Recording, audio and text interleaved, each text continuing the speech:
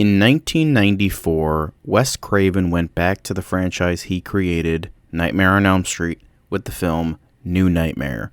It was a meta-sequel that took place in the real world and was a commentary on the slasher craze at the time. The reason I'm mentioning this is because many people, including myself, have said that this was very much a prototype to what Wes Craven did with the movie he made 2 years later with Scream. Scream, originally titled Scary Movie, was pretty much Craven's biggest hit next to the original Nightmare on Elm Street. Scream became one of the biggest movies of the 90s and reinvigorated the slasher genre. It was because of this a sequel was fast-tracked into production, and I mean really fast-tracked. Scream 2 was released less than a year after the original film in December of 1997. I gotta say, I'm definitely in the minority when it comes to the Scream franchise. They're not bad films, they're okay, but I could never really get into them like a lot of other people do.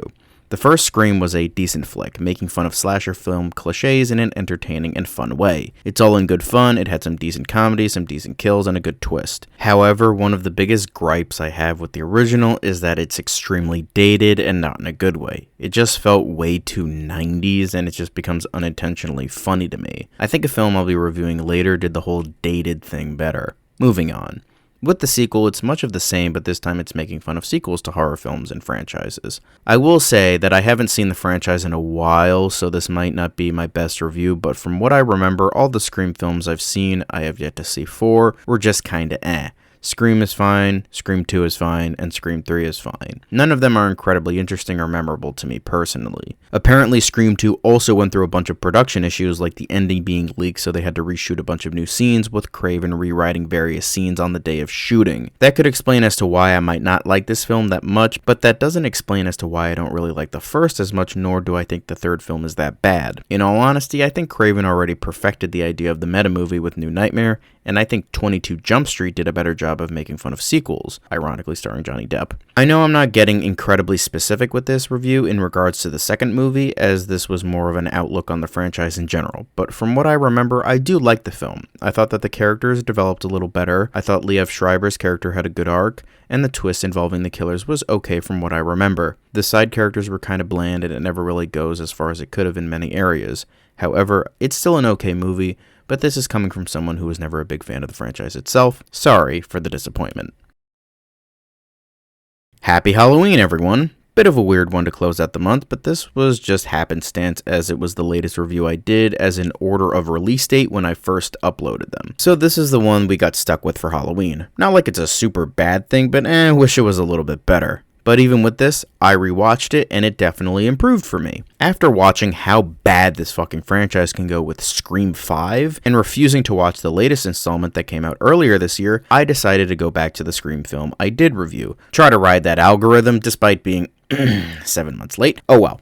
But with this, I did like it a bit more. I still don't love it, but I definitely appreciate it a hell of a lot more. It certainly has more depth to it and more substance behind it than Scream 5 ever fucking will, with its social commentary on not just movie sequels, but on our violence-obsessed culture. I think that was executed very well. I certainly didn't like Randy Meeks dying, but it's understandable that sequels have to go bigger, and he is the fan-favorite character for a lot of people. I also like the killers in this, who are, spoiler alert, Mickey and Mrs. Loomis. Mickey tries to have this big, ostentatious plan about everything. Oh, I'm gonna blame it on the movies. I'm gonna go to trial. I wanted to get caught. And then Mrs. Loomis is just like, you killed my son. Fuck you. I kind of like those differing plans and ideas. I also liked how Derek wasn't the killer, even though it kind of would have made sense since it would have been making fun of sequels. And the biggest thing about sequels is doing the same thing over again, but bigger. But I liked how he was just a genuinely good guy who fell victim to being close to Sydney, hence why she does go into hiding in Scream 3. I liked how various things tied back to the first film, like Mickey using the tired excuse of the whole movies make killers debate that was commented on by Billy in Scream. Don't you blame the movies! Movies don't create psychos! Movies make psychos more creative! And then Mrs. Loomis getting revenge over the death of her son in the previous film. I like how it connected like that. As well as the subplot between Gale and Dewey being kinda nice. Don't get me wrong, it's still a flawed movie. I still find it pretty cheesy, and it is slow-paced and kind of boring at points, as well as being overly ridiculous in others. I don't think it should have been 2 hours, maybe 15 to 20 minutes shaved off the running time. But I do have a newfound appreciation and respect for it, despite its rushed production and leaks, which I did want to talk about. According to the original script, the alleged leaked ending for the film would have been Hallie, Derek, and Loomis as the killers, with Hallie and Derek being secret lovers who wanted to get famous for the murders. Cotton would have been, again, set up for the crimes, and on top of that, he would have killed Gail after Loomis pushed him to do so. But eventually, Cotton would have stabbed Loomis instead of shooting her. He would have wanted revenge on Sidney for his false imprisonment, and then they would have stabbed each other, but their fates were unknown. Joel was allegedly supposed to have a bigger role as one of Sidney's friends and get killed by the finale. Then, finally, Mickey was supposed to save Sidney in the end, but also get killed. However, despite all of this, Kevin Williamson said in 2017 that the draft that leaked was a dummy draft and was never supposed to be used at all, only written to cover up the ending. So, Mickey and Loomis were always intended to be the killers. The weird thing is, though, the production was still stated to have a lot of problems and still have a ton of reshoots and rewriting. Whether that was just Craven doing last-minute rewrites for his own personal issues with the script, or it was because of the studio / the Weinsteins, that part has never been stated by Williamson, just that it was a dummy draft that was never supposed to be used.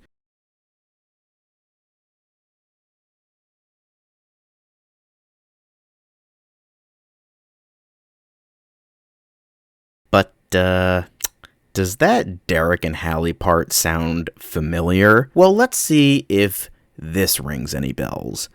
Derek and Hallie, in the fake, never supposed to be used ending, met on a horror movie chat board where they forced themselves into Sidney's life. Sound familiar? Yep. The fuck nugget writers of Scream 5 ripped off the shitty fake ending of Scream 2 for their own movie. God, not only does the movie suck, but it isn't even fucking original. Further proving Craven and Williamson right about the state of stale horror movies. Congrats, guys. But anyway, as I said, I do appreciate the film more, even though I still don't love it as much as other people do. But I am proud to call it a good movie that I do in fact like. Plus, Jada Pinkett Smith dies in this movie. That's just an automatic win right there. But with this, my buddy Zach Gaxiola is going to give his thoughts on Scream 2, as he is the biggest Scream fan I know. Hey everyone, this is my buddy Zach Gaxiola. He is here to talk about Scream 2 with us, as well as, general Scream franchise things, and maybe a little bit about the new film. But let's not beat around the bush. Let's get started with the first question I have for you is, what are your thoughts on the Scream franchise excluding Scream 2? So Scream and then Scream 3 through 6. Just general thoughts on all films outside of 2. Scream in general is next to Halloween my second favorite horror franchise of all time. I love Wes Craven's ideas and the meta commentary he explores about the state of horror at the time, the way he cuts into the cliches and the tropes. It's all fantastic. I love the characters. I love the tension built up, and of course, Ghostface, despite not being one singular person, is an icon of horror. There's no disputing. So, well, you still have Roger L. Jackson that kind of is sort of the through line. He's the real, ironically, face of Ghostface, even though he's technically not the face, he's the voice, so, Oh, sure, yeah. Dude, fucking love the guy. So, yeah, alright, so, even though you already said it, you would rate it Scream as your second favorite horror franchise, easily. Yep. And Ghostface would be on my horror Mount Rushmore. All right. So for the main attraction, what are your thoughts specifically on Scream 2? I will, to put it in context, because this is worth noting as far as my thoughts. Sure.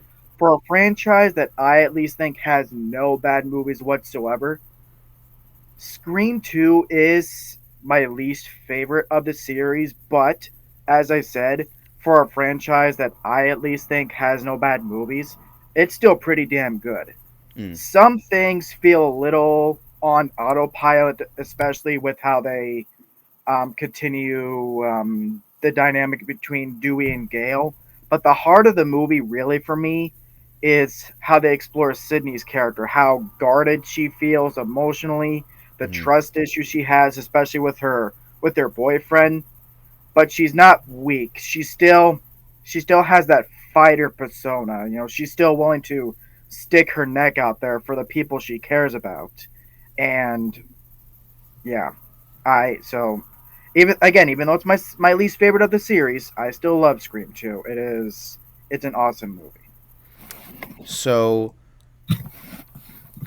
so I'm going to rewrite this next question a little bit. Many say it's better than the first film, though, but you clearly disagree with that. What are your thoughts on the general consensus that not everybody, but a lot of people do think it's better than the first? I can from a lens I can see why it's some people think it's better than the first one because of the heightened tension, the higher body count, how much bigger the stakes feel with Right. everybody related to Sydney that's in danger. So I can see why. Okay, so it's not like, oh, fuck those people, nothing No. like that. Okay, cool. So what are your thoughts on who the killers are? Does it work or does it not work in terms of who was revealed behind everything? For you, at least.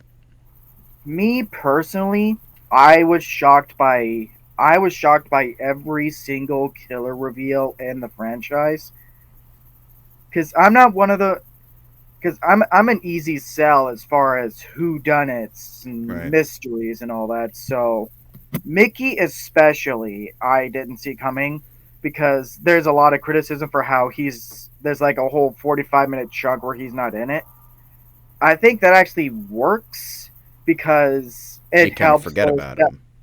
yeah. It kind of works for helping to sell other people as red herrings. So Mickey especially shocked me, and even Miss Loomis coming in with while the motive may seem like nothing special, what makes it shocking is that they don't allude to Mrs. Loomis's character at all in the movie. Yeah, So I for thought her to that just was good. yeah, so for her to just come in right out of nowhere, it's like holy shit. Yeah, and So it is funny that you do say, "Oh, I didn't suspect Mickey," because well, I watched these movies initially years ago on YouTube, back when people would upload movies onto YouTube in like 16,000 parts and like every through every minute of the movie. So I watched it through that. And I was just a kid at the time, so I didn't really get what was going on. I wasn't really paying attention. But rewatching it now, knowing who the killers were, it is interesting. There was like there were scenes earlier on with Mickey how he kind of like sets it up to not put the blame on himself. Like there's a scene, I think it's after Cece dies, if I remember correctly, where Mickey is talking with Sydney or Hallie. I think it's Sydney, or she's like, yeah, where he's like, yeah, it would be really crazy if like it was the boyfriend all over again, or like something like that. And I'm just like, oh, that's interesting. And then there's a couple other scenes like that. It's like, oh, how the hell did I not see this guy as the fucking? He's putting the blame on everybody else. So I thought that was very interesting. Obviously, you see that now, knowing who the guy is, but I just thought that that was very interesting. So, considering the fact that Scream 2 is your least favorite, what do you dislike about the film? I know you love it, but obviously there's a reason why it's your least favorite. uh one of the things is admittedly the length. I think it's maybe 5-10 minutes too long, so a Mm, lot of it feels rather slow at points. Not like horribly paced, yeah. certainly not at all, but it just you could shave 10 minutes off of there, have this one be around as long as the first one was. And as I mentioned before, A lot of moments in the film just feel like they're going through the same motions in the first film, mainly with Dewey and Gail's relationship. It didn't feel like much was advancing with these two until more towards the back half of the film when they start working together. That's when I felt like they were doing something new with these characters. So Interesting. Because I do agree with the length. It definitely, like, 15 minutes should have been shaved off because it felt slow at points. I mentioned in my review that preceded this, it was a little slow, and I felt like there were times where it was a little bit too ridiculous. I think it goes not bigger, it just like it gets sillier at points in regards to mm-hmm. some moments. Um, but there's also, but with Dewey and Gale, the thing is, the chemistry between Courtney Cox and David Arquette was so good that, like, I honestly didn't mind, like, seeing them together was just like, it's kind of cute. Like, even though, like, Dewey is, like, trying to be like, I'm a serious detective who can do all these things. But Gail's like, no, you're on. Just shh. It's okay. Just shh. And so, like, their chemistry, even though I can see it is repetitive, it's still like their chemistry is so good that honestly, I think I can, like, see past the flaw a little bit. Yeah. So, as you mentioned, you would rank it least among other Scream films, but to sort of rewrite the question a little bit, how would you rank the Scream franchise? I know you have a Scream ranking on your channel. I will Mm-hmm. put that in the description below. So Yep. if people want to watch a longer live show of Yeah. that, but quick ranking of the series. My favorite is Scream 4. I thought it was very ahead of its time. I love the motivations of the killer and the idea of the social media stuff. Again, it felt very ahead of its time. And I love the gore and the tension. My second favorite is the original. It saved the horror genre at a time when it was just dying. It had great characters and meta commentary. My third favorite is Scream 5. For a movie that didn't have Wes Craven as director or Kevin Williamson writing it, I thought these guys greatly honored his legacy and were able to have fresh commentary as far as requels. My fourth favorite is Scream 6. I would like this maybe a tad more than Scream 5, except for how they used Gail Weathers' character. Everything else in the film, I think, kicks total ass, though. I like the setting of New York. Fifth favorite is Scream 3. Yes, I'm one of those people that likes 3 more than 2. I like the whole idea of there was a mastermind behind all the killings from the beginning. I feel like they were able to do it in a way that doesn't undermine Billy and Stu. So that's all fine with me. And Okay. then, as I mentioned, my least favorite, while still loving it, is Scream 2. Right. The Sydney is the heart of the movie, and I love her emotional journey throughout of it. That's the heart of it for me. Right. So, in terms of, like, 90s versus today, do you think Scream 2 has aged well? Maybe even compared to other Scream films, or has it aged worse for you, or better or worse? Just, like, not in terms of your opinion, just as a Oh no, film. I think it's aged pretty well. That the whole franchise, like of the original 4 that was Craven did, I'd say they've all aged really well. The Right. commentary's aged well, and the Especially with Scream effects 4. and the look of it is all aged well. Yeah, So, Scream 4 has definitely aged the best. That one definitely way ahead of its time, and it is interesting. Scream 3 is getting a reappraisal, like, in terms of with how, it does comment on the Weinsteins before the Weinsteins were out in terms of public eye. So it might not be as weird to prefer Scream 3 to Scream 2 nowadays. Who knows? oh yeah. Um Plus, and a little thing I will say real quick, I forgot to mention in my little ranking. Scream 3 is also paced better than 2 is. So there's that as well. yeah, that makes sense why you would like it more. So obviously, with my other interviews this month, I talked about new films, and even though I do not care about the Scream franchise now because I really did not like Scream 5. It's okay that you like it. I just didn't like what they did. Yeah. What are your thoughts in general about Scream 6, since that's the newest addition to the franchise, and your thoughts on what the future could hold? Scream 6, was I was certainly curious about it because again, I loved 5. I loved how they honored Wes's legacy. So, but my main thing was not just with story and how they could carry the story forward. I was curious about what's the commentary going to be, because you can't, because with Scream you can't just do a straightforward run of the mill slasher. It has to have that Scream flavor with the meta commentary and the humor. Right. And after Scream 5 delved into fandom and requels, those were the big things. So it made sense for 5 to do that. It leaves you thinking, what else is there though? Will Scream 6 have, like, genuinely have anything? And they did. The subverting expectations, I think, there's enough meat on the bone there to make that a commentary in and of itself, as well as conspiracy theories. I thought those were unique, fresh directions to keep the commentary going. And as far as the story, I like how they advanced all of the new character story arcs, especially with Sam.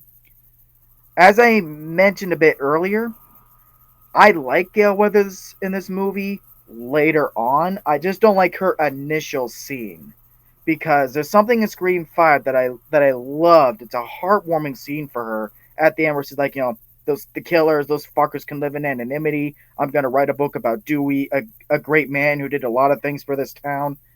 Oh, that warmed my heart, because Dewey's my favorite character, and it really felt like they were evolving her character. The person Gail was in the first film, she's not that person by 5. I Right. loved her character development. And they backtracked on that in 6 by how she just wrote a book about all that stuff anyway. And I'm like, no, I don't buy that. She wouldn't do that.